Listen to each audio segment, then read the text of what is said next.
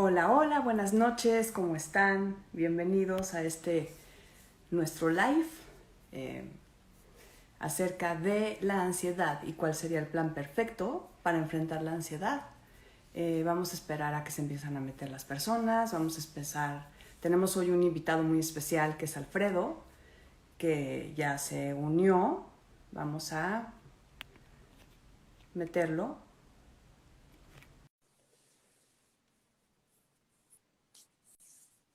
Hola Gaby, hola Jessy, hola Alfredo, hola a todos. Hola Alfredo. Hola, hola, ¿cómo estás? ¿Cómo ¿Qué estás? dices? Buenas noches, todo muy bien. Un placer volverte a saludar aquí, caray. Igualmente, como siempre, es un Mi gustazo. gusto, no, hombre, el gusto es mío, totalmente mío. Pues bueno, el tema de hoy es un tema 5 estrellas, ¿no? Que está como completamente, eh, es lo de hoy, ¿no? Es esta ansiedad que muchas personas sentimos en diferentes grados, y que, bueno, finalmente la ansiedad sabemos que es un sistema adaptativo para distintas situaciones, como cuando vas a tener un examen o como cuando vas a tener un trabajo nuevo. Hay veces que una noche antes estás como sin poder dormir porque tienes que tener una adaptación hasta ciertas situaciones. Pero aquí la pregunta sería, más que otra cosa, Alfredo, ¿qué pasa? ¿Qué hay atrás de la ansiedad? Porque a pesar de que sabemos que es un sistema adaptativo, hay algo que está abajo de la ansiedad también. Y en mi opinión, abajo de la ansiedad siempre hay un tema inconcluso. Este tema inconcluso se convierte en una incomodidad. ¿A qué me refiero con un tema inconcluso? Muchas veces no sabemos manejar el enojo, la frustración, la tristeza, un duelo, y cuando es como si quisieras ponerle un corcho a la botella. Entonces, cuando quieres poner un corcho a la botella y no quieres contactar con estas emociones negativas tienen que salir por algún lado, ¿no? Porque no las estás contactando. Entonces, o las estamos barriendo abajo de la alfombra o le estamos poniendo un corcho a la botella, y estas emociones quieren salir, tienen la necesidad de salir. Entonces, pues la forma en que salen es a través de esta ansiedad. Ujú. Sí, justamente, pero bueno, si nos vamos a analizar de dónde viene la ansiedad, regularmente la ansiedad viene desde, son, digamos, conductas aprendidas desde muy, muy, muy pequeños. Nos podríamos ir nuevamente a esta parte de nuestro cerebro que es responsable de tantas broncas que tenemos ahora, que es el cerebro reptiliano, esta parte de nuestro cerebro que es la más antigua, que viene desde que somos cavernícolas, y en donde están básicamente todos los instintos. Es parte del sistema límbico, ahí junto con el tálamo, hipotálamo, amígdala, etcétera, etcétera, están todas esas reacciones. Y cuando nosotros entramos en miedo, cuando entramos en amenaza, cuando entramos en frustración, normalmente uno de estos se prende. Y ahí es donde está el de ataca o huye. Y entonces, normalmente, igual que con la depresión, igual que toda esta ansiedad y todos esos asuntos, cuando se disparan los neurotransmisores y se disparan las hormonas, toda la energía, digamos, se dispara hacia nuestras extremidades y hacia nuestro cerebro. Entonces ahí, bueno, adrenalina, norepinefrina, cortisol, etcétera, etcétera, se disparan y no sé si a alguno de ustedes les ha pasado que de pronto están por chocar o chocan y después lo platican y dicen, sentí como si todo fuera en cámara lenta. O sea, todo lo veía en cámara lenta, veía y decía, me va a pegar, me va a pegar, me va a pegar, y paz, me pegó. Entonces, efectivamente lo vemos como en cámara lenta porque al dispararse todos estos neurotransmisores y esas hormonas dentro de nuestro cuerpo, nos hacen reaccionar más rápido, ver las cosas más rápido de lo que están pasando en tiempo real, podríamos decir. Y nos permite, a través de todos estos neuroquímicos, poder reaccionar y poder, digamos, correr más rápido, saltar más alto, atacar más fuerte y todo esto. El problema es que en la actualidad pues ya no tenemos un león o un elefante o una tribu que nos esté correteando, nos esté atacando. Entonces, ¿qué sucede cuando el niño es amenazado, le grita el papá, le grita la mamá y siente este miedo. Entonces voltea, ve al papá, ve que mide 2 o 3 veces la estatura del niño y el niño en ese momento se disparan todas estas hormonas y neurotransmisores y el niño dice, ¿qué hago? ¿Ataco o huyo? Dice, bueno, si ataco me va a ir peor. O sea, si ataco me van a poner una nalguiza que no me la voy a acabar. Y si huyo, ¿a dónde huyo? Afuera pues está el perro rabioso, está el robachicos, me van a atropellar, o sea, me da más miedo salir. Además, si me voy, ¿a dónde me voy? ¿Qué voy a hacer? ¿De dónde voy a comer? ¿En dónde voy a dormir? ¿Con qué me voy a tapar? O sea, todas estas cuestiones. Entonces, lo que sucede es que el niño se congela y entonces cambia esta atacar por la ansiedad y el huir por la depresión. Y así nos vamos colgando. Y de la misma manera que la depresión, cuando de pronto a alguien le da depresión, cuando tenemos depresión, le echamos la culpa al último evento, le echamos la culpa a la muerte de alguien querido, le echamos la muerte a un divorcio, le echamos la muerte a un fracaso, a una quiebra comercial. Realmente viene de mucho más atrás, igual que la ansiedad. Es un evento en el que nosotros intentamos hacer algo y por alguna razón nos echan para atrás. Porque es en contra de la religión, porque es en contra de la ética, de la moral, porque soy tu padre, porque soy tu madre, porque no quiero, y va para atrás. Entonces regresamos frustrados. Intentamos otra cosa para dar gusto, para ser aceptados, para ser amados, para ser felices, para tener esta realización y vamos para atrás de nuevo. Y otra, y entonces vamos regresando en este camino, a lo mejor entre triste, sacado de onda, enojado, pum, pum, pum, hasta que llega un momento en el que tenemos una depresión apática, que es lo que ya la mayoría de la gente identifica como una depresión. Pero realmente un niño que es un bully, un niño que está clavándole el lápiz al compañerito cuando le dice algo, está en uno de esos principios de depresión. Y la ansiedad es exactamente lo mismo. La ansiedad es este miedo al futuro. Cuando nos han metido tanto miedo, en este caso, que decía, bueno, ¿y qué hago el niño? O sea, ¿qué hago? ¿Ataco? ¿Huyo? ¿Qué hago? Y hay y te congelas. Es exactamente lo mismo. De ahí vas grabando y te van metiendo un miedo al futuro. Y el miedo a, me van a reprobar, no voy a pasar de año, no sé qué decisión tomar y me dicen que es la decisión más importante de mi vida, qué carrera voy a estudiar, es que no sé, ya no sé si casarme o no casarme, porque es la decisión más importante de mi vida y porque es para toda la vida, es que no sé si entrar a este trabajo o no entrar, o sea, y si me corren, y si quiebro, y si el SAT, y si me da el COVID, y entonces en todo este easy se va en la mente generando este miedo. Y la ansiedad básicamente es un sentimiento que a nivel físico lo sentimos muchas veces en el plexo solar.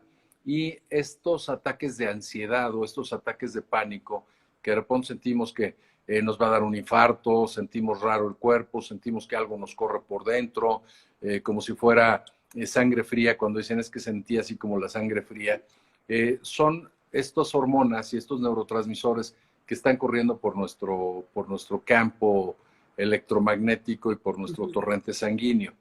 Entonces, básicamente es esto, el no tener una certeza y un miedo espantoso a lo que puede haber en el futuro.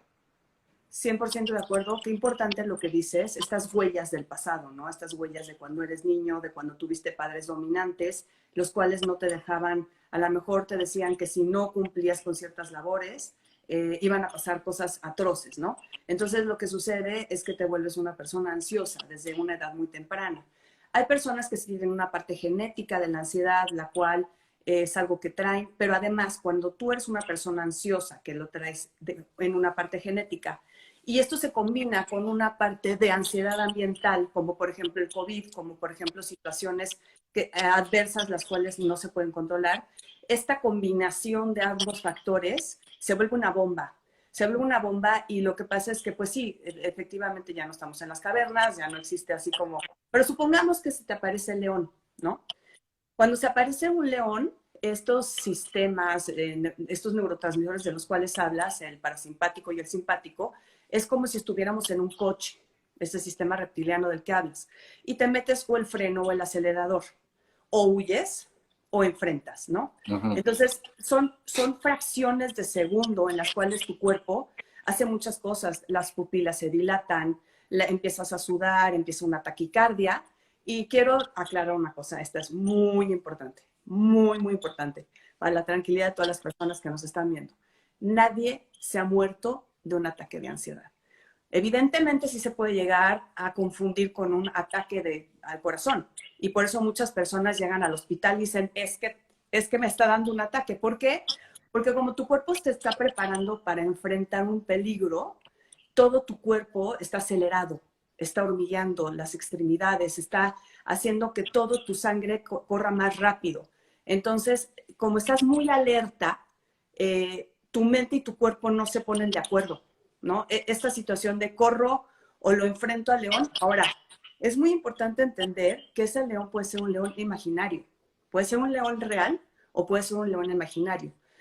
La mente va a actuar de la misma manera. La mente en este tipo de procesos no sabe distinguir entre el león imaginario y el león real. Por eso es tan difícil controlar la ansiedad, porque de cualquier forma la mente está preparada para ese ataque, porque lo está sintiendo como una amenaza. Entonces va a preparar tu cuerpo y tu mente para que puedas enfrentar esa amenaza. Y esto que dices de la niñez es súper importante porque son cosas que efectivamente nos pasaron cuando tuviste papás dominantes, cuando tuviste ciertas situaciones de reprobamiento constante.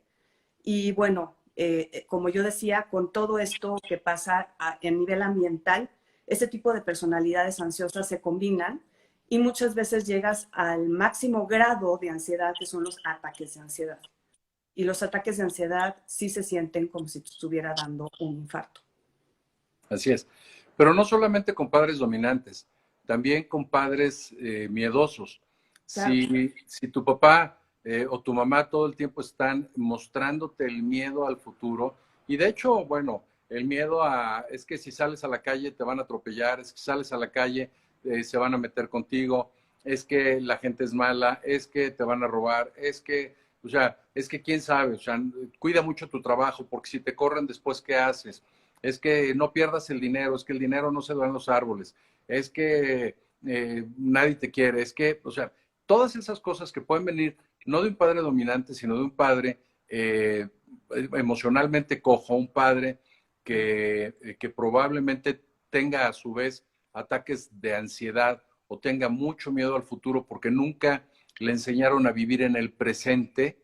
Entonces es gente que vive o en el futuro, con miedo al futuro, o colgados del pasado. Y entonces brincan de depresiones a ansiedad. Y lo más curioso es que todos estos ataques que, como bien decías, nadie se muere de un ataque de ansiedad, aunque sientan que sí, aunque sientan que se les va a parar el corazón y sientan que se van a desmayar y todo esto. Lo más chistoso es que la mayoría de los ataques de ansiedad que le da a la gente que padece de ataques de ansiedad y de pánico, lo que los dispara es el miedo a tener un ataque de ansiedad. El miedo al Entonces, riesgo. claro, entonces yo he Miedo. tenido muchos pacientes que me dicen, es que me dicen que tengo que vamos a ir al cine y es un lugar encerrado y es un lugar oscuro y es un lugar y me empieza a dar el pánico ¿y qué tal si me da el ataque de pánico dentro del cine? ¿Qué tal si me da el ataque de pánico en el avión? ¿Qué tal si me da? Y entonces de repente se les dispara el ataque de pánico y entonces dicen, qué bueno que no me subí al avión, qué bueno que no entré al cine, qué bueno que no me fui aquí o allá. Y sin darse cuenta que ellos mismos provocaron esta reacción, ellos mismos despertaron esta alerta en el reptiliano y el reptiliano, bueno, pues respondió como una computadora precisa y exacta cada vez que nosotros manipulamos algo dentro de nuestro cerebro. Qué importante esto que dices, importantísimo, importantísimo. Cómo de veras a veces reforzamos la ansiedad, se refuerza. Se refuerza el qué bueno, te vuelves incluso ritualista, ¿no? Qué bueno que no me subí al avión, qué bueno que no agarré el coche, qué bueno que no salí de mi casa, ¿no? Porque entonces hubiera pasado esto y esto y esto. Y entonces lo único que estás haciendo es reforzarlo y hacer que venga con más fuerza. Y entonces los ataques vienen con mucho más fuerza de lo que lo hacían antes, porque es como, no sé si de chico jugaste alguna vez un juego que se llamaba Quemados, ¿no? Sí, claro. Tenías que agarrar la base, ¿no? Tenías que Sí, agarrar la base porque si la pelota te tocaba ya estabas quemado y tenías que salir del juego. Bueno, aquí es un poquito así. Lo que sucede es que las personas se sienten en una zona de confort en su casa y en su casa piensan que no les va a pasar nada, pero es como si pusieras un pie afuera y pensaras que eso te pone en peligro, porque las cosas empiezan pues con cierta ansiedad, ¿no? Va en aumento, no estás poniendo atención a tus emociones, lo estás barriendo abajo de la alfombra, no quieres sentir esas emociones negativas de ninguna manera. Y entonces, ¿qué pasa? Lo ritualizas y entonces dices, no, mejor no salgo de mi casa porque aquí estoy bien. Y entonces dejas de hacer cosas. Las cosas que te gustaban, los viajes que hacías, los dejas de hacer porque ya no te vas a subir a un avión. Agarrar un coche para ir a una fiesta o para ir a casa de mi amigo, ya no lo voy a hacer porque me va a empezar a dar miedo. Y entonces pasa este factor que dices tan importante, del miedo al miedo. En cuanto a los pensamientos que aumentan la ansiedad se llaman, son pensamientos distorsionados, ¿no? El etiquetar las situaciones, como lo que dices, híjole, si me subo a un avión, seguro se cae, ¿no? Estás etiquetando una situación. Yo no debería ya de salir de mi casa. Mi casa es un lugar seguro. Entonces, vas creando una serie de pensamientos distorsionados en donde pareciera que vas adivinando el futuro, ¿no? uh-huh. Y al adivinar las cosas que van pasando, te vas volviendo como demasiado cauto, pero cayendo en una situación de como si estuvieras en una bóveda. Porque todo aquello que no entra dentro de algo dentro de tu casa empieza a disminuir todo tu espectro de situaciones que puedes hacer afuera, porque no vaya a ser que me dé un ataque de ansiedad, ¿no? Estás hablando en público y las personas, por ejemplo, que tienen mucho miedo a hablar en público, están buscando una salida. Siempre están buscando una salida, se ponen en blanco. O sea, no es una situación donde te da miedo hablar como a todos nos da, ¿no? Que de repente vas a empezar a hablar y estás sintiendo que se te están olvidando las palabras. No, es una situación en donde estás buscando una salida constante, en donde ya ni siquiera te puedes concentrar y todo aquello que es el foco de atención, las personas que te están viendo, empiezas con ataques de ansiedad fuertes. Y esto es generalizado a todas las situaciones, ¿no? Por ejemplo, cuando nos subimos a un avión. El avión de por sí causa un poquito de ansiedad, es normal. A las personas que no sufren de tanta ansiedad. El subirte a un avión, el proceso de subirte a un avión, por sí mismo trae un poquito de ansiedad.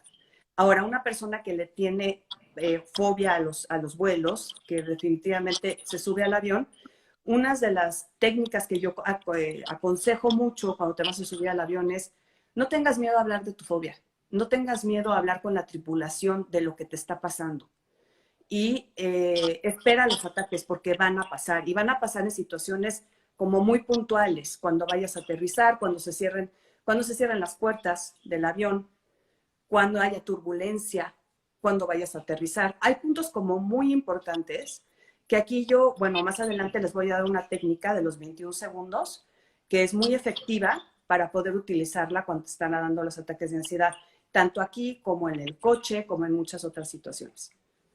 Así es.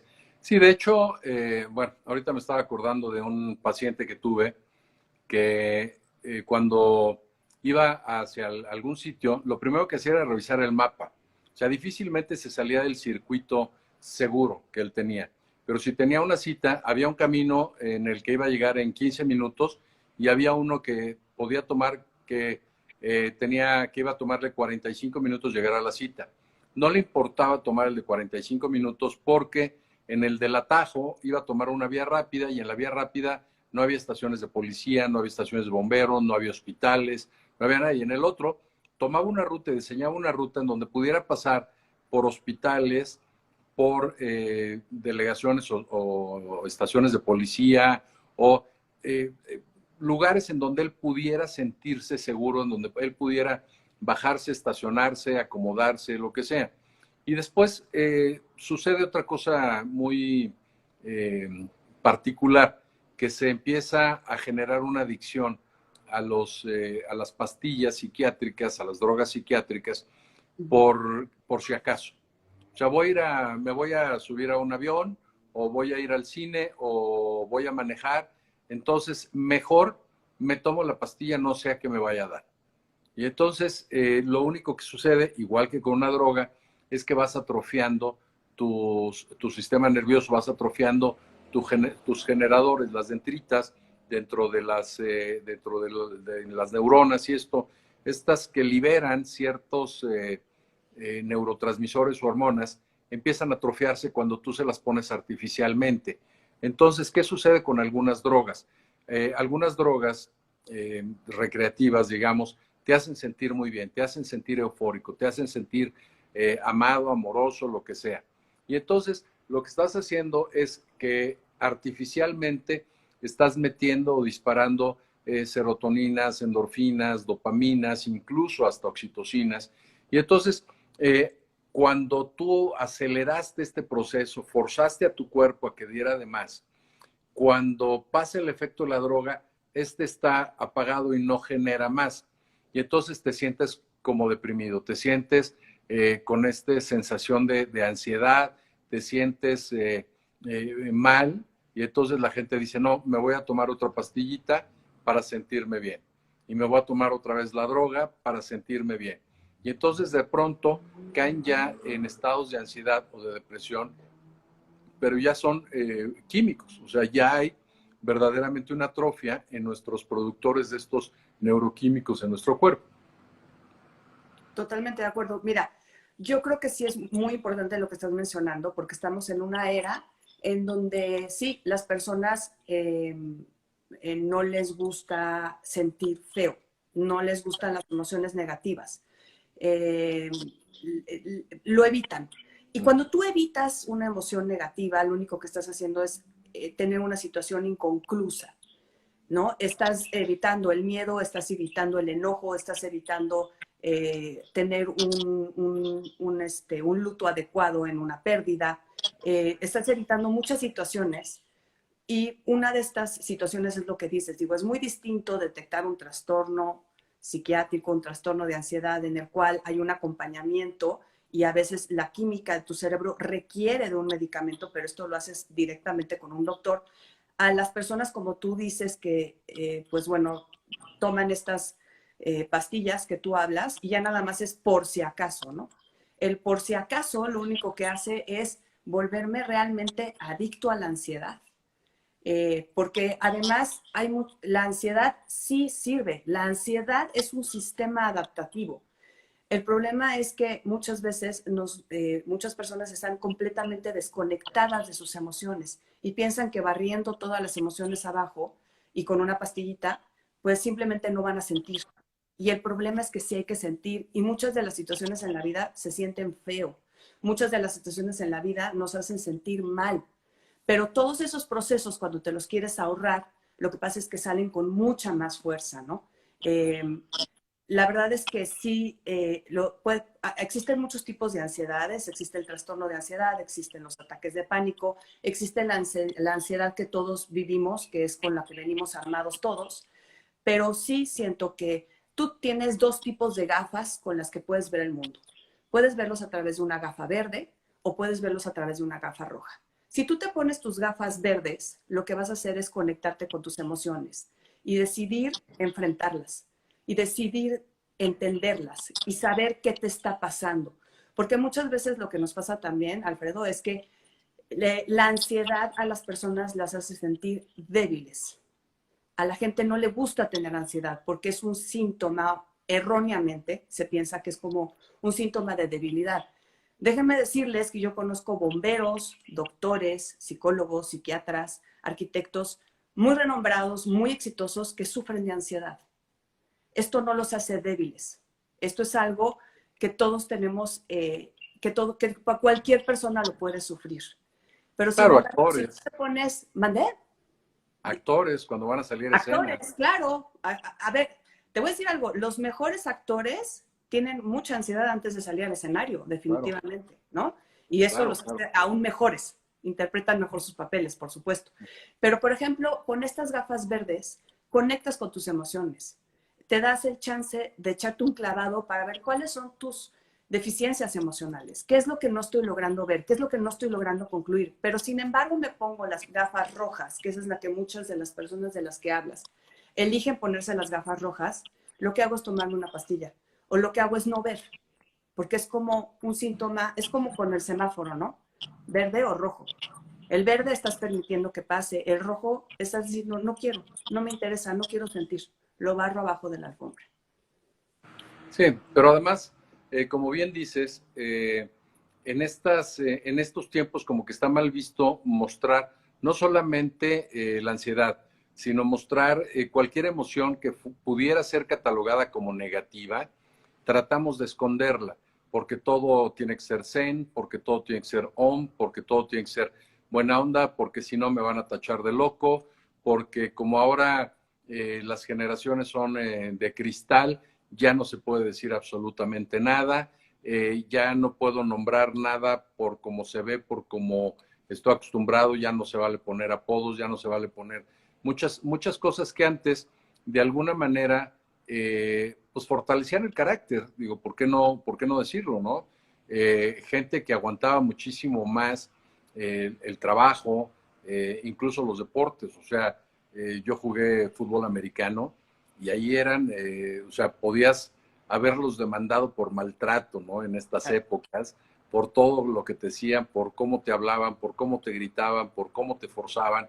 Y sin embargo, bueno, pues te enseñaban a no tenerle miedo a nada, te enseñaban a enfrentar cualquier situación y lo sacabas y sacabas y te ibas adelante de ese miedo, te ibas adelante de esa angustia, te ibas adelante de lo que fuera eh, por ese entrenamiento.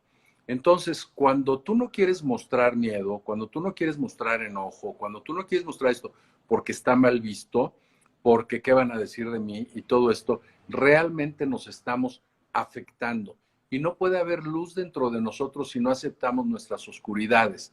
Entonces, de pronto llega gente a terapia y me dicen, es que se murió mi esposo, mi esposa, mi hijo, y me siento muy mal. Luego, bueno, ¿y cómo te sientes? Pues mal, pero ¿qué más sientes?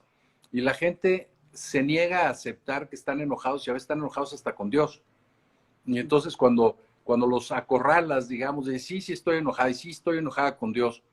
¿Por qué? ¿Por qué permite estas cosas? ¿Por qué siendo una gente buena, una gente que ayudaba, una gente que hacía esto y esto y esto y esto, por qué se la lleva? ¿Por qué permitió que le dio un cáncer?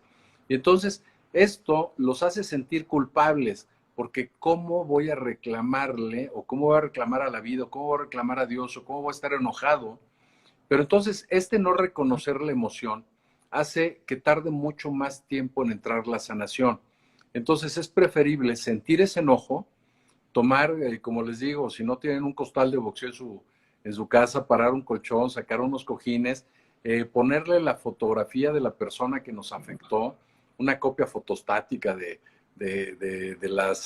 los familiares o de las personas que nos están molestando y afectando, pegarla ya al cojín, gritarle, decirle, pegarle, y ya después, bueno, lo hacemos bolita, le prendemos un cerillo y se acabó, pero reconocemos el evento, reconocemos lo que está ahí.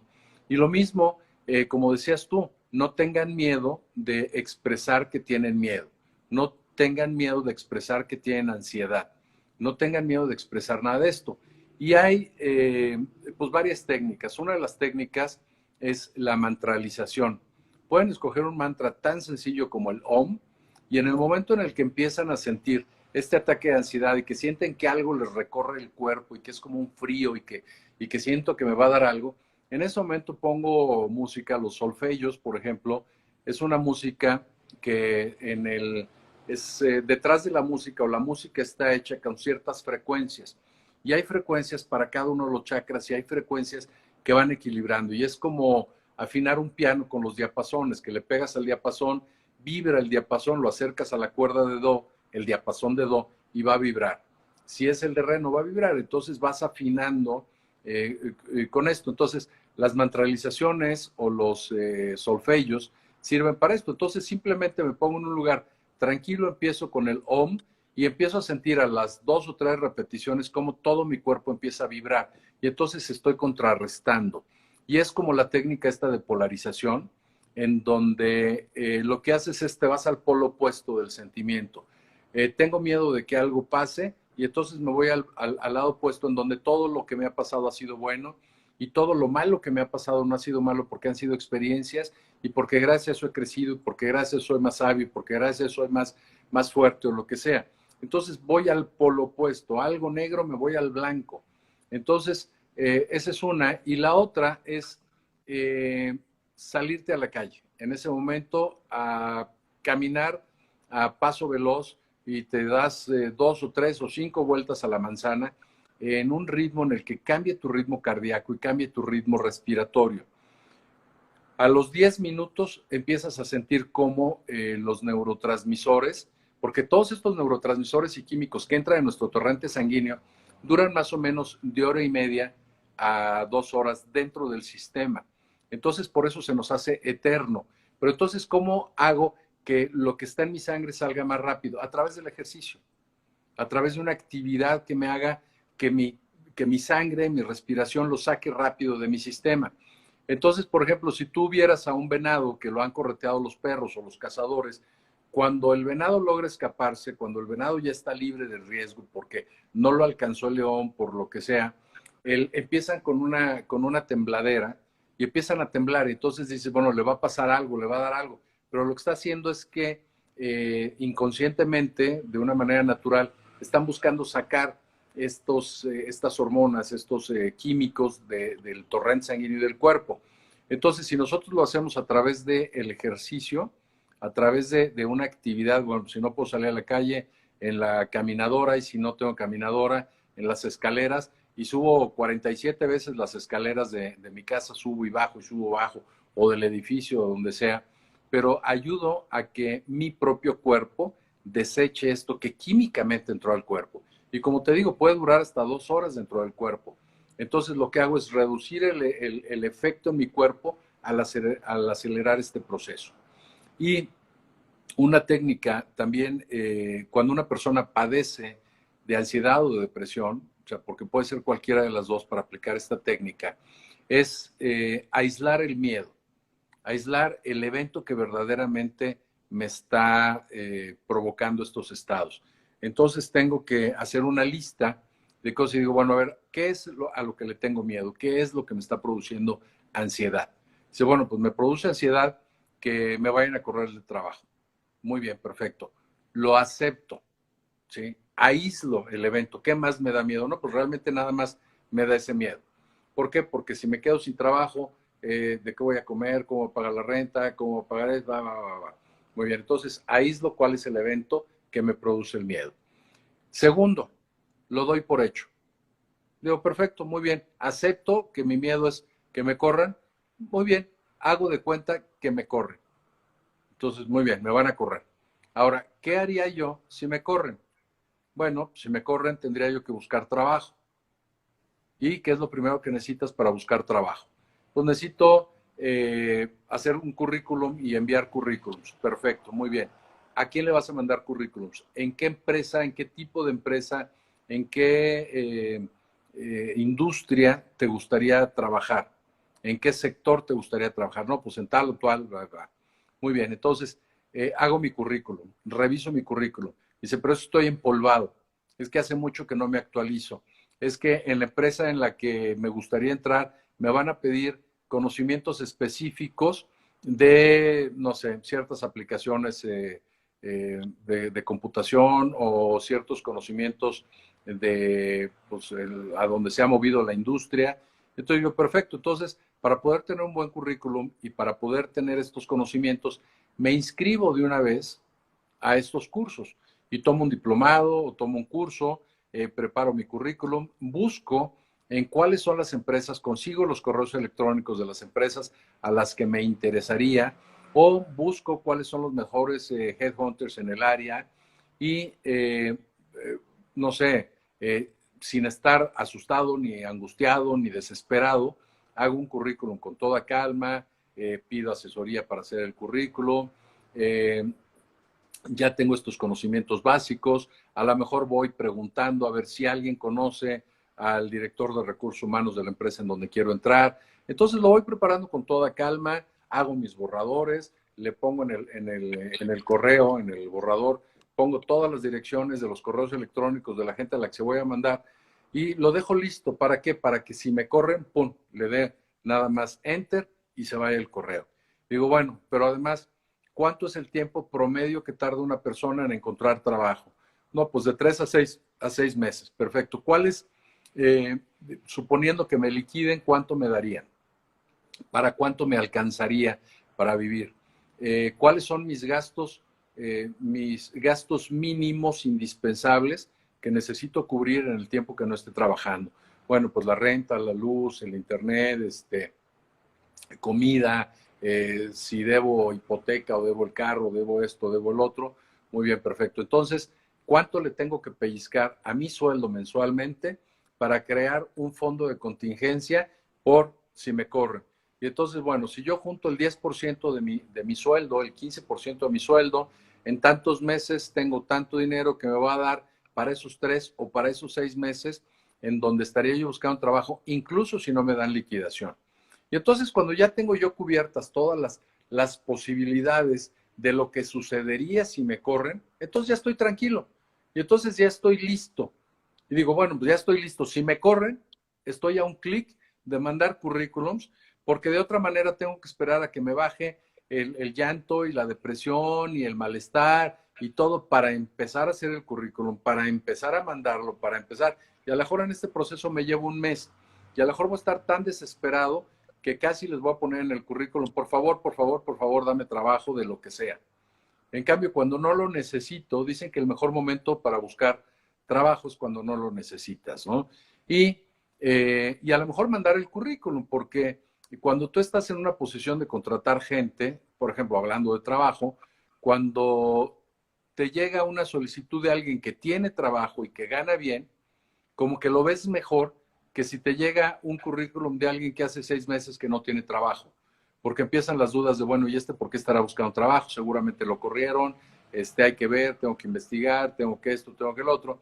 Y entonces, bueno, cubres, se va el miedo, se va la ansiedad y estás listo para lo que sigue. Y de esa misma manera es todo lo demás. Oye, tengo miedo de enfermarme. Bueno, y si te enfermas, ¿qué pasa? Vas a necesitar dinero, tienes un seguro de gastos médicos mayores, ya ampliaste tu cobertura del seguro de gastos médicos mayores, ya tienes un ahorro, ya tienes lista a la familia para saber cómo va a actuar, ya tienes, entonces, te digo, vas aislando el evento, lo das por hecho y te preparas como si ya hubiera sucedido qué es lo que tendrías que hacer. Y esa es una fórmula que funciona maravillosamente para la gente que constantemente está teniendo esos miedos y esos ataques de ansiedad. Claro, qué interesante y gracias por esta postura tan buena para, sobre todo para las personas que ahorita, muchas personas están en esta situación de perder empleo, perder salud tan importante, ¿no? Para mí, una palabra importantísima en la ansiedad se llama autorregulación. Y el problema de la ansiedad es que muchas personas no encuentran esta autorregulación. El ejemplo que ponías de cuando un león persigue a un venado y el venado cuando ya se libra del león, digamos, empieza a temblar, es porque se está autorregulando, está regresando a su centro. Y eso es algo que podemos hacer nosotros mismos, nada más que nos faltan las herramientas. Por ejemplo, he tenido casos de mujeres que viven con su novio, esposo, pareja, muchos casos, en donde realmente en lugar de hablar el malestar o siempre es el mismo caso, ¿no? No se puede hablar con él o con ella, ya ha tratado miles de fórmulas, tiene muy mal carácter, entonces yo la verdad prefiero que me den mis gotitas y para poder seguir soportando ahí. ¿Ahí qué pasó con esta persona, sea mujer o hombre? Lo único que está pasando es que esta persona tiene un problema, el cual no está enfrentando, está viviendo una situación inconclusa, pero una situación inconclusa con un sufrimiento avanzado. Y además está tomando, porque siempre tienes la elección, ¿ves? Siempre tienes la elección si tú estás viviendo en una ansiedad y en un sufrimiento absoluto de pedir ayuda. Esas son palabras mágicas.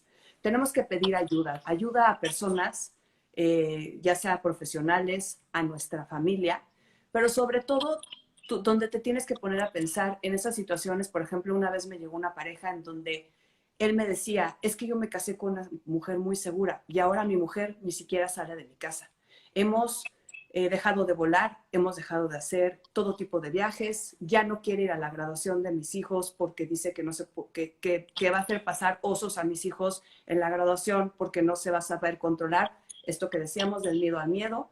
Y entonces él me decía, yo quiero esta mujer segura con la que me casé. ¿Te imaginas siendo la mujer de esta persona, el sufrimiento que le causa escucharlo de su pareja? Porque evidentemente las personas que nos rodean, las personas que rodean a las personas que están sufriendo de un trastorno de ansiedad o están sufriendo de una ansiedad tremenda, no sé, no, muchas veces les dicen estas palabras como, ay hombre, échale ganas, no es para tanto, no te entiendo, ¿por qué estás en ese estado? ¿No? Entonces, ¿qué pasa con la persona que lo está sufriendo? Sufre más, porque se siente incomprendido, porque no le están preguntando realmente. Es más bien como una, o sea, las personas tratan de ayudar, realmente nadie lo hace por tratar de perjudicar a la pareja o al familiar, pero se desesperan porque no tienen las herramientas, no saben cómo hacerlo. Y no hay mucha empatía, porque hay mucha desesperación de querer llevar a esa persona a estar bien. Y la forma no es atacando. Esto lo digo en general porque lo he visto mucho en consulta y existe mucha desesperación de no saber qué hacer, de no saber cómo ayudar. La mejor forma de ayudar es pedir ayuda y sobre todo ponernos en los zapatos de la persona. Porque no es lo mismo decirle, ay hombre, eso es tan fácil, pero ve cómo te pones por una tontería, ve nada más. Porque, ¿sabes qué pasa? Muchas personas piensan que las personas que tienen ansiedad están actuando en una obra de teatro. Muchas personas de verdad piensan que no existe, que no es cierto. Los ven y piensan que están actuando, ya sea para no ir a un evento, ya sea porque no quieren hacer algo. Y no, déjenme decirles que no, las personas que sufren de un trastorno de ansiedad realmente sufren y realmente se sienten incomprendidas. Yo entiendo muy bien la parte de la familia que se desespera y no sabe cómo ayudar, pero hay que pedir ayuda, de verdad hay que pedir ayuda. No hay que estar en este círculo constante en donde yo te ataco y entonces yo me siento peor, ¿no? Pero en mi necesidad de ayudarte y no saber cómo, voy a hacerte sentir mucho peor, ¿no? Entonces, es muy importante, más que nada, primero que nada, tener un termómetro. ¿Dónde está mi ansiedad? ¿Está en 20? ¿Está en 30? ¿Está en 40? ¿Está en 50? ¿Está en 100? Estoy teniendo ataques de ansiedad. ¿Cada cuánto los estoy teniendo? ¿Qué me está disparando mis ataques de ansiedad? ¿Qué hago cuando tengo un ataque de ansiedad? Esto es una pregunta importantísima. Normalmente las personas cuando les pregunto, ¿qué haces cuando tengo un ataque de ansiedad? Me dicen, rezo para que se vaya, porque ya lo estoy sintiendo venir, siento que me va a dar un infarto y le rezo a Dios con todas mis fuerzas que por favor se vaya. Esta es como una respuesta común. En lugar, y les voy a dar una técnica que son 4 pasos muy sencillos para cuando estén sufriendo un ataque de ansiedad. Lo primero que hay que hacer cuando estás viendo que viene el ataque de ansiedad es conocer tu cuerpo, observarte, saber qué ahí viene, ver cuáles son los síntomas físicos. Son muy claros los síntomas físicos. Sudoración, se nubla la mente, se nubla la vista, las pupilas se dilatan, empiezan a hormiguear los brazos y las piernas, se te El empiezan a corazón se revolver, acelera. el corazón se acelera, que sientes que te taquicardia, sientes que te va a dar un infarto. Cuando ya sabes que va a empezar, es cuando tienes que observar tu cuerpo y saber qué ahí viene. Segundo paso, abrázalo. Abrázalo como abrazarías a un amigo. Abrázalo, déjalo entrar, no lo rehuyas. Entre más resistencia pongas cuando te está pasando esto del ataque de ansiedad, peor será el ataque de ansiedad y más continuo. Abrázalo. Ven. El tercer paso, rétalo. Rétalo. Dile, es todo lo que tienes. Te va a dar y te va a dar con fuerza. Y vas a sentir que te vas a morir. Pero acuérdate de esto, no te vas a morir. Dile, dame con todas tus fuerzas. En lugar de rezar para que no te dé más, dile, dame con todas tus fuerzas. Y el cuarto paso es el más importante. Confía. Confía en que esto va a pasar. ¿Por qué se llama la técnica de los 21 segundos? Porque a pesar de que Alfredo tiene razón y todo este proceso dura entre hora y media y 2 horas, todo, estamos hablando de todo el cuadro, el ataque de ansiedad en su pico máximo dura 21 segundos. Entonces, si tú eres capaz en el segundo paso, que es abrazar al ataque, porque ya está viniendo, porque ya está llegando, y hacer una cuenta regresiva en tu mente, junto con tus 4 pasos de 21 segundos, del 21 al 0, este va a pasar. Y en la medida en que sigas retando a los ataques de ansiedad, en que no los resistas, en que necesitas sentirlo, porque en la medida que los resistas, van a seguir llegando cada vez más continuamente y cada vez con más fuerza. Esta técnica es muy importante. Así es. De hecho, por ejemplo, la gente que es los suicidas tienen un pico y se estima que más o menos son 15 minutos en donde si hay alguien que los contenga en esos 15 minutos, ya no se...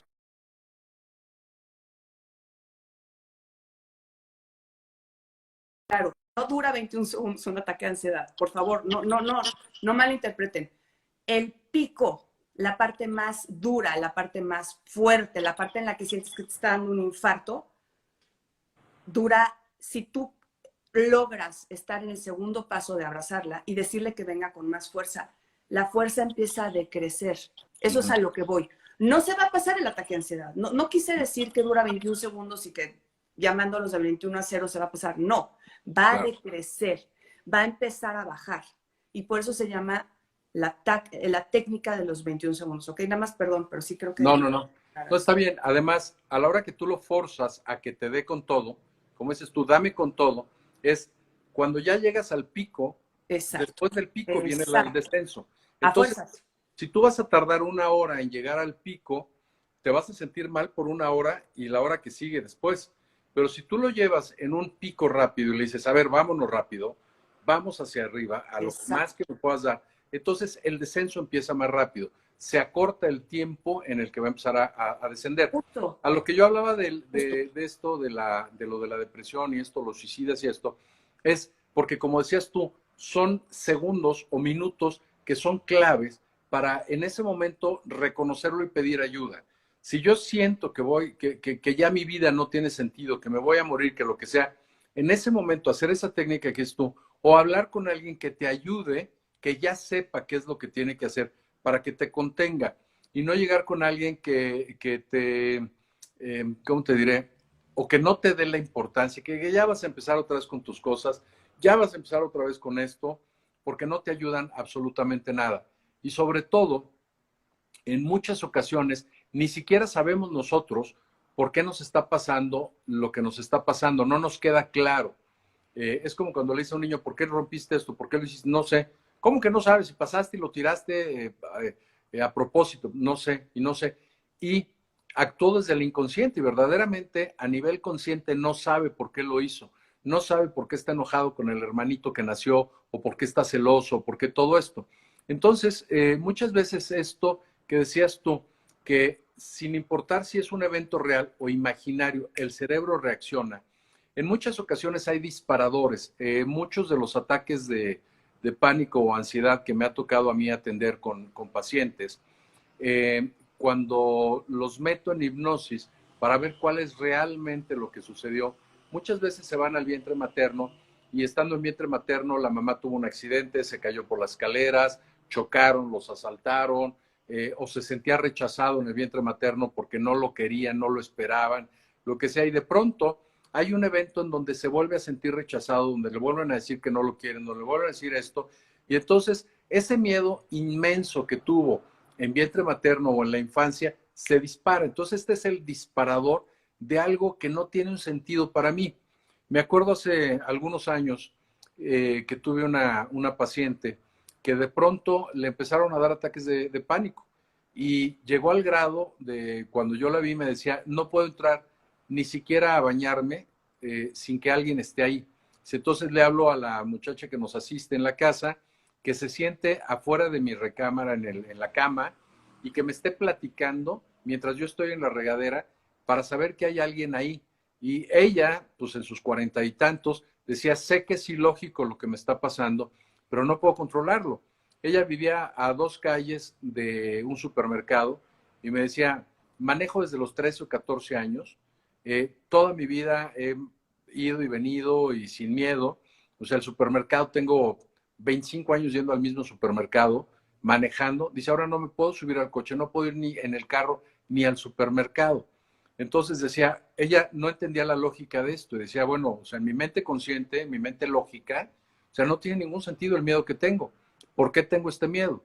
Y cuando entramos en este estado de conciencia acrecentado, en este estado de hipnosis para poder entrar al subconsciente y al inconsciente, resulta que hubo un evento con el esposo, un evento que le disparó esta reacción porque lo que él dijo o lo que él hizo la llevó a recordar un par de eventos que tuvo en la infancia.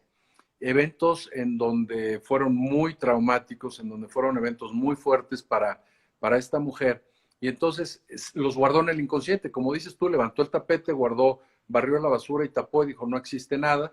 Y no tenía una memoria consciente de esto, ni tampoco era como para que relacionara, es que me dijo esta palabra mágica y fue lo que despertó lo que me dijo mi abuelo cuando era niño, o el abuso que tuve o la situación que viví.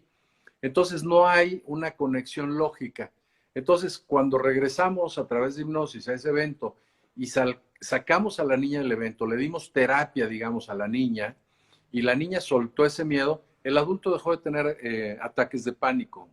Entonces, muchas veces es esta parte inconsciente que no sabemos ni siquiera de dónde viene. Entonces, ahí es lo que decías tú, la importancia de no tener miedo de reconocerlo y de buscar ayuda para poder encontrar cuál es la raíz de estos miedos, pero la raíz real, no el subirme al avión. O sea, no me da miedo subirme al avión. ¿Qué es lo que me da miedo? Entonces, ubicar, no, bueno, es que cuando yo era niña, vi un programa o una película en donde el avión se caía y entonces se morían todos y entonces una mujer sufría porque se le morían los hijos y en esa época pues, yo era niña, no lo entendía, pero ahora que tengo hijos, ahora me da pánico dejar a mis hijos solos porque qué va a ser de mis hijos, porque bla, bla, bla, bla, bla, ¿no? Entonces hay que ubicar verdaderamente cuál es el origen de Claro. esto. Perdón, yo sé que hay un chorro de preguntas, las vamos a contestar todas, se los juro. No nos vamos a ir sin contestar ninguna, pero hay una que sí quiero aclarar porque esta es la base de entender la diferencia entre ansiedad y un ataque de ansiedad, que creo que hay muchas personas que no saben la diferencia. La ansiedad se siente con lo que habíamos hablado, digamos que sientes hormigueo, te sientes incómodo, sientes que estás como nervioso, mucho nerviosismo, palpitación del corazón, esta es una característica importante. Pero, ¿qué pasa cuando ya se considera? Porque muchas veces puedes estar ansioso como cuando vas a entrar a... Todos hemos hecho un examen en la vida, todos hemos ido a la escuela, todos hemos perdido un trabajo y luego recuperas y entonces te sientes ansioso, ¿ok? Esa ansiedad todos hemos sentido lo que se siente. Pero, ¿qué pasa cuando de repente, ya sea por un evento fortuito o simplemente porque estás viviendo en ansiedad y ni cuenta te has dado, empiezas a sentir estos mismos síntomas, pero a la cuarta potencia? Estás sintiendo que te va a dar un infarto, estás sudando, estás sintiendo que no te puedes controlar, que te falta el aire, que no puedes respirar. Ese es un ataque de pánico.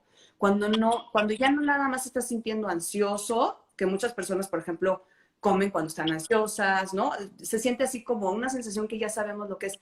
Pero cuando ya te estás sintiendo las mismas emociones en un nivel elevadísimo, donde ya no estás pudiendo hacer nada más porque tu cuerpo ya no te lo está permitiendo, porque tu mente está nublada, porque tu sistema cognitivo ya no te está permitiendo pensar correctamente, porque estás sintiendo que algo está muy mal. Estás sintiendo que algo está muy mal, pero que además no sabes qué hacer. Sientes de verdad que te vas a morir. Esa es la sensación. Te vas a morir, no estoy pudiendo respirar, me tengo que parar, pero me paro, pero no me siento mejor, pero me siento y me siento peor.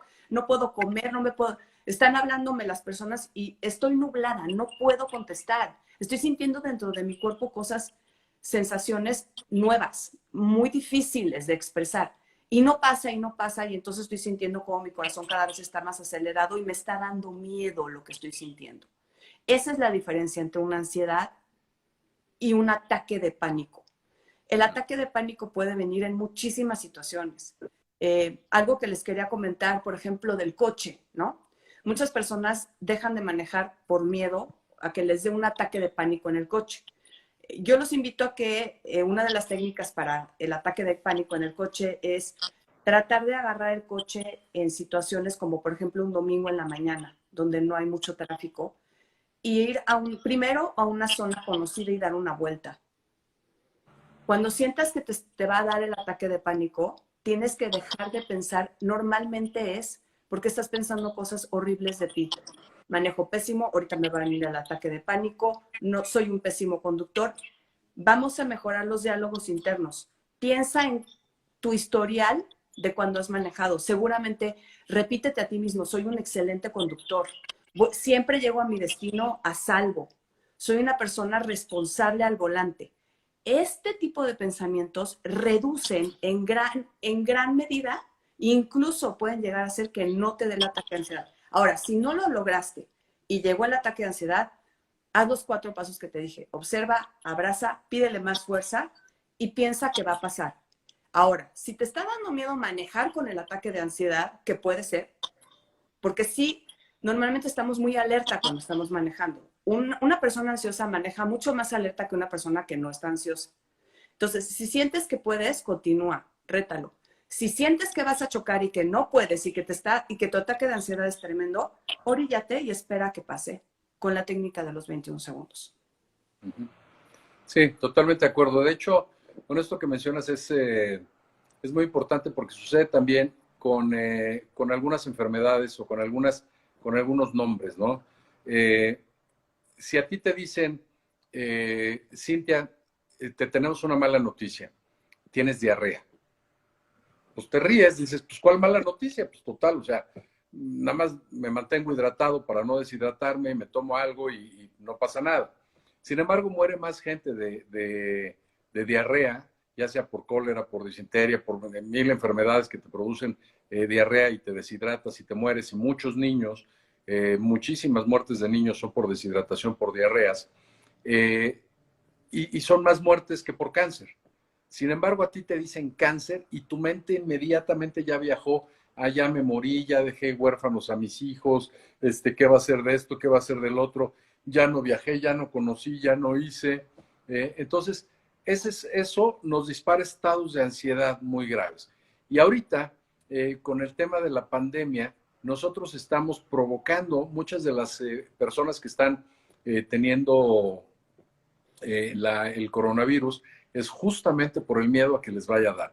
Disparan el cortisol dentro de su cerebro reptiliano y como ya hemos platicado aquí, está relacionado como con 30 funciones dentro del cuerpo.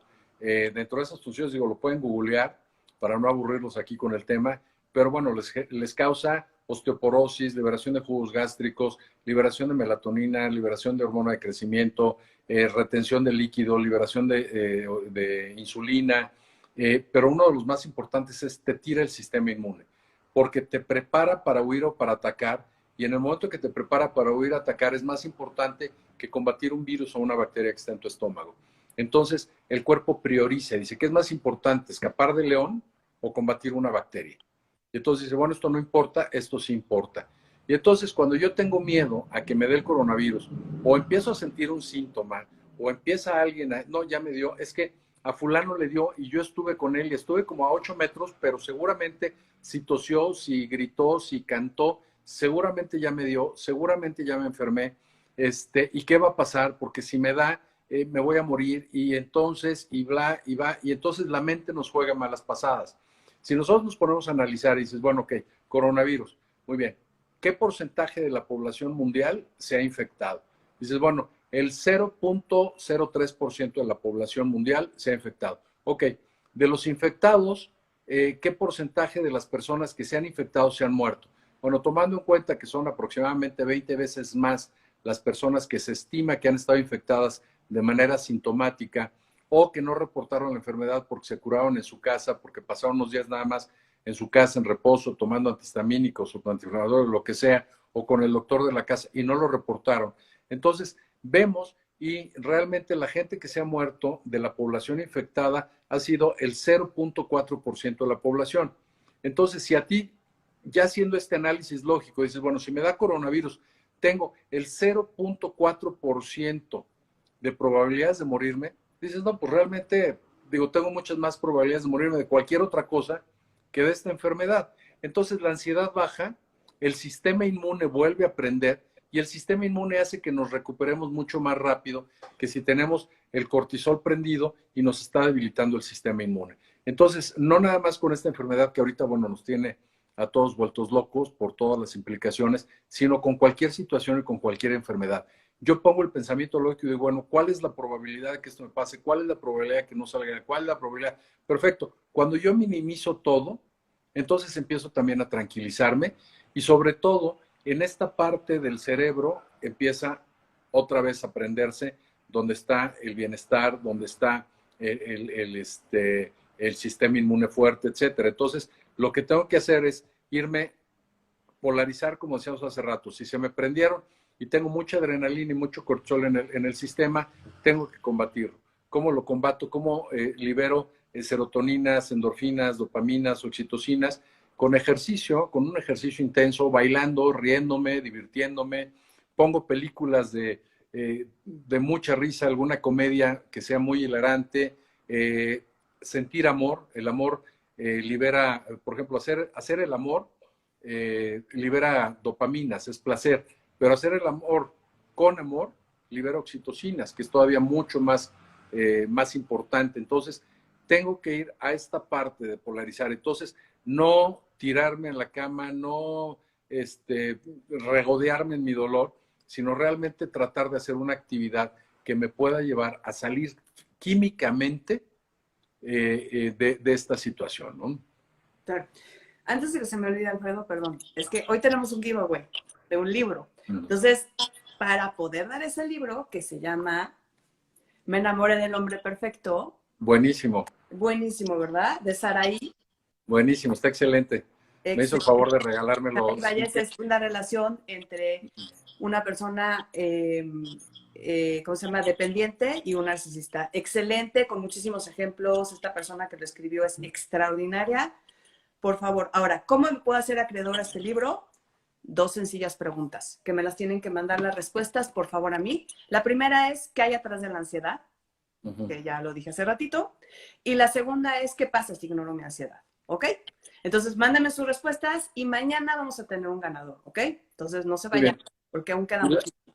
Y la otra, no se preocupen si no les contestamos ahorita sus preguntas, déjenlas de todas formas ahí o manden sus preguntas ya sea por mensaje directo, claro, o al pie del live que se queda ahí en la página, claro, y pues con un poquito de tiempo les vamos contestando ahora, preguntas. Yo quería también hacer 2 observaciones que me parecen muy importantes, que hablemos de las expectativas y sus justificaciones. Muchas veces lo que nos produce ansiedad es las expectativas. Pueden ser expectativas de nuestros padres, ¿no? De, oye, ¿por qué no te casaste con el que yo te dije? Te dije que te casaras con ese, te fue mal en tu matrimonio porque no te casaste con el que yo te dije, ¿no? Muchas veces la ansiedad surge de estas expectativas, del no saber poner límites, del no saber qué es lo que yo quiero porque necesito complacer a los demás. Entonces, ojo, pueden ser expectativas de perfeccionismo personales, pueden ser expectativas de lo que se espera de mí. Estas expectativas a lo único que me van a llevar es a tener muchísima más ansiedad. Entonces, una herramienta, una técnica para poder dejar a un lado las expectativas es adelantarte al conflicto. Es el primer paso. ¿Cómo le hago para adelantarme al conflicto? Por ejemplo, si mi papá no le gusta ningún novio mío, ¿no? Supongamos que a mi papá no le gusta ningún novio mío, a todos me los critica. Entonces, cuando yo me adelanto al conflicto, me pregunto, lo primero que me pregunto es, ¿le gustará a mi novio le gustará a mi padre mi nuevo novio? Ese es lo primero que tengo que hacer. Lo segundo es ser realista y sincera contigo, ¿no? A ver, ningún novio que le he traído le va a gustar. Entonces, te estás adelantando a un conflicto que sí va a pasar, pero te estás adelantando a esa expectativa que ya sabes que tienen de ti y lo estás pudiendo manejar en tu mente para que esta situación no te cause ansiedad, ¿no? Como diciendo, a mi padre no le gusta ningún novio, pero yo ya estoy grande para escoger a mis novios, ¿no? Y el tercero es analiza, aprovecha para reflexionar. ¿Por qué necesito tanto la aprobación de mi padre? ¿Por qué no puedo yo solito escoger lo que a mí me conviene? Y el cuarto paso es volver al primero, ¿no? El cuarto paso es si mi novio es o no aprobado, o sea, regresas al conflicto, regresas a la primera premisa que es mi padre nunca acepta a mis novios. Entonces ahí sacas una conclusión y una retroalimentación positiva para ti. Si mi novio no acepta a mis parejas, no significa que no me acepte a mí. Entonces esto es muy importante. Son estos pasos muy importantes y cuando tú reflexionas acerca de lo que tú piensas de ti, sin justificarte, porque muchas veces las expectativas sirven como ganancia secundaria para seguirme justificando y seguir creando más ansiedad, porque ¿qué creen? La ansiedad también tiene ganancias secundarias. Muchas. Como todo. Claro, Como todo. y aquí abundando un poquito en lo que dices, también dentro del análisis, es ver si no traemos un patrón de rechazo o un patrón de juicio desde muy pequeños. Y entonces aquí en muchas ocasiones yo tengo miedo al qué dirán, porque todo niño de cualquier raza, religión, país, todo niño busca la aceptación, el amor, la admiración de los padres. Entonces, siempre estamos en una guerra constante contra nuestros hermanos, digamos, si tenemos hermanos, por esta búsqueda de aceptación. Y para nosotros es muy importante tener la retroalimentación de nuestros padres de las cosas las estamos haciendo bien. Entonces, si a mí me regañaban porque sacaba un 7 y por qué no un 8, pero si llegaba yo con un 9,5, ¿por qué no el 10? Y, o sea, como que nunca era suficiente para nuestros padres lo que hacíamos. Entonces, caigo yo en un patrón de tengo que darle gusto a los demás, tengo que buscar y esforzarme por darle gusto a los demás, en vez de buscar mi propia realización, mi propia felicidad. Y la otra es el miedo al fracaso, cuando realmente entendemos que nunca fracasamos, que todas las relaciones, así sean pésimas y así terminen en un divorcio, en un rompimiento, lo que sea, son relaciones en donde aprendimos algo y teníamos que liberar algo. Recordando que normalmente a través de nuestras relaciones resolvemos situaciones de papás o les damos lecciones a papás y a través de nuestros hijos, más que rescatar a nuestros hijos, rescatamos a nuestro niño interior. Entonces es lo que yo creí que merecía, que necesitaba, que debía haber tenido, se lo doy a mis hijos, pero es mi necesidad más que la de ellos. Claro. Entonces aquí es entrar en esta parte profunda para tratar de analizar y entender que lo más importante soy yo. En algunas ocasiones que me ha tocado dar pláticas en escuelas con papás y esto, les marco mucho un gran error que tenemos y es una frase muy común que se utiliza para motivar, según esto, a los hijos. Y es, no me importa si eres médico, ingeniero o barrendero, quiero que seas el mejor. Y entonces les meten un estrés innecesario a los niños porque el niño interior de este ejecutivo, de este gran ejecutivo que es director, que es CEO de una empresa, que es un empresario exitoso, pero eso, y si es tan exitoso y tiene lo que siempre soñó, ¿por qué vive con gastritis o con colitis? ¿O por qué no puede comer tal o cual cosa? ¿O por qué no puede dormir? ¿O por qué? Si supuestamente está haciendo lo que siempre quiso hacer. Entonces es por ese estrés de no soy el mejor, voy a perder el primer lugar. Soy subdirector y no director, soy el segundo mejor, pero no el mejor. Entonces los papás me preguntan, entonces, ¿cómo los motivamos a que le echen ganas? Lo simplemente cambiando una palabra. Y esto va para todos los papás, para todos los que nos escuchan que tienen hijos. Es, no me importa si eres ingeniero, doctor o barrendero, quiero que seas el más feliz. Y normalmente cuando les damos esta programación a los hijos, no van a buscar ser el número uno, sino el más feliz. Y cuando son los más felices, hacen lo que les gusta, se realizan y normalmente son exitosos, porque se van a sentir, no van a sentir esa presión y destaca. Una persona que es feliz haciendo lo que hace, destaca. Y entonces es muy importante que desde niños, ahora ya adultos, ya estamos viendo el tema de qué hacemos con nuestra ansiedad, pero también es bien importante que ayudemos a nuestros hijos para que no padezcan este tipo de cosas en el futuro, simplemente ayudándolos a buscar la felicidad y no buscando aceptación de nadie, sino la felicidad de ellos mismos, la aceptación de ellos mismos y encontrarse felices con ellos, no con el juicio de los demás. Claro. Y en esta pregunta creo que la respondimos ya casi completa, esta de si hay parte genética y parte de aprendizaje en cuanto a la depresión y la ansiedad, ¿cómo puedo prevenirlos en mis hijos? Creo que todo lo que acabamos de decir es muy importante para prevenirlo, pero hay otra cosa muy importante. ¿Cuál es el costo-beneficio de tus creencias? Muchas veces tenemos creencias contraproducentes nosotros mismos como adultos. Si como adultos somos adultos que sabemos que tenemos una parte genética de ansiedad, y sabemos que el costo-beneficio de ser perfeccionista es muy alto. El costo-beneficio de mis creencias, de siempre tener que ser el mejor, de que siempre se tiene que tener dieces los hijos en la escuela. Todo este tipo de creencias que nos han inculcado mediante generaciones son las que crean parte de esta ansiedad genética. Sí, una parte es la ambiental, otra parte es la que aprendemos, pero dentro de lo que aprendemos y le decimos a nuestros hijos, todo está en el cómo se los decimos, ¿no? Lo que decía Alfredo ahorita es súper importante. Y es muy importante responsabilizarnos de nosotros mismos. ¿Cuáles son nuestras creencias? ¿Qué creencias ya no me están funcionando? ¿Por qué estoy teniendo creencias irracionales? ¿Cuáles son mis creencias irracionales? Dejar de justificarnos en cuanto muchas veces las personas piensan que si son perfectas, entonces van a ser felices. Y la perfección es solamente un cúmulo de sufrimiento, porque no existe la perfección. Podemos hacer las cosas con nuestro mayor esfuerzo. Y creo que esto es muy importante. Este mensaje es importantísimo para los hijos. Haz las cosas con tu mayor esfuerzo. Si tu esfuerzo eran 20 lagartijas y lograste 18, está perfecto. No porque no llegaste a las 20, sino porque hiciste tu mayor esfuerzo. Si tu examen fue de 7, de 8, pero hiciste tu mayor esfuerzo, aplauso.